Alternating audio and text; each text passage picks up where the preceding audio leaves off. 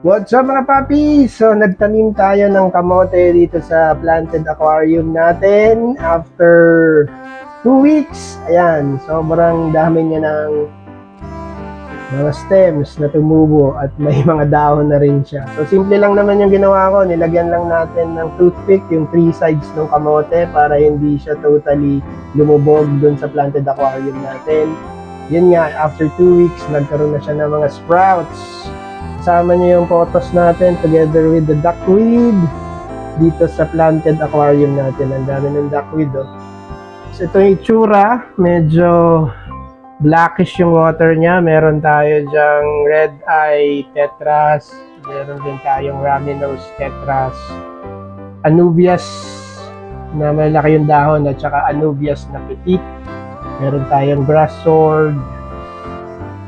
Ayan, tapos maraming snails and meron tayo rin mga cherry shrimps.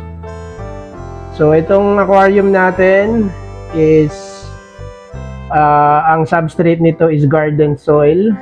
Hindi natin siya ginamitan ng substrate na pang planted aquarium. So lupa lang to na nilagay natin. Tapos nilagyan natin ng driftwood and then pinatubo natin yung anubias and yung photos natin medyo madumi, and then of course yung kamote na pinakabagong addition dito sa planted aquarium natin.